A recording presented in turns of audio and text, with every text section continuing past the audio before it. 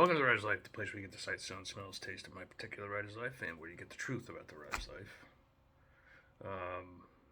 Smash that subscribe button if you haven't already. Hit the like button. Smash that bell for notifications so you don't miss out on one exciting video. So this little CNN thing between Jeff Zucker and Chris Cuomo's heated up to a boiling point, and Zucker had to leave. And I guess it's the result of Cuomo hiring a lawyer who adheres to a Scorched Earth policy. That's what I'm told. Because Cuomo wants to get the rest of his money due on his contract, and Zucker said no. But yet Zucker was screwing around too, so Chris went right for the jugular. and aired Zucker's dirty laundry, so to speak, I guess. Anyway, the point being, I also recall a while back a taped conversation between Chris Cuomo and his brother Andrew, when Andrew was still the governor of New York State, and Chris saying, like, the media sucks, they're all out to get you. The media is not your friend, were his exact words. Which means, as much as I never really saw eye to eye with a guy like Chris Cuomo, and definitely did not see eye to eye with Andrew Cuomo and his policies, and I don't think I would like Jeff Zucker very much either. It all raises an interesting dynamic about about media, and even down to like people who write and sell books like I do, and stories.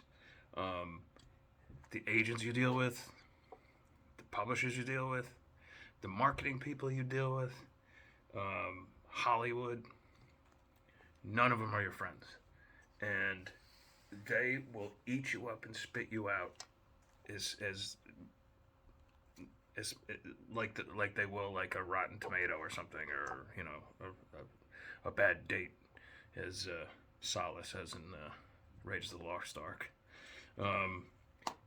So we all sort of need to adopt our own Scorched Earth policies as writers if we're going to survive. I've seen way too many writers just quit because they are so married to the legacy system that they've become literally slaves of the legacy system. And like I've said before, I've set myself up so, like, if someone says no to a book of mine, boom, I just go into another mode and make sure that book gets published a different way. So I'm not dependent on anybody, and I'm not stupid enough to believe that anyone who's publishing my book is my buddy, or that they care about me personally as a human being, or that I'm not anything less than a number on a spreadsheet. There is one publisher, however, I do consider a friend. I'm not going to mention him, but that's the exception to the rule. So if you're a newbie and you're just getting into writing and books and things like this,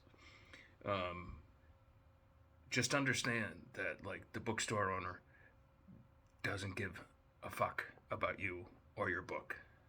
That if there's 3 copies left at the end of the 6-week grace period that you're on the shelf, they're going to return those three books to the publisher, and they're on to the next thing. If your agent feels as though you're not generating enough income for him or her, they're going to drop your ass. If the publisher just doesn't like you anymore for whatever reason, you're not woke enough, or they just think your work's misogynistic, or the algorithms don't speak to them the way they should, they're going to skip you. They're going to go on to somebody else. If the marketing people don't like the product, even if it's the best writing possible, because they're a different generation than you are, they're going to say, we don't want this book in our library. So you have to depend upon yourself. You have to build a wall around yourself. You have to be a survivalist. You have to do anything possible so that you are not dependent on the legacy system. Anything possible. Go ahead and use them, but let them know who's boss. You should not be, as the writer, at the bottom of the totem pole. You should be at the top, because the bookstores, the agents, the publishers, the whatevers, they can't survive without you and your words, and they know it. So develop your own scorched earth policy, and not only survive but thrive in this industry. All right, I'll talk to you tomorrow. Ciao, ciao.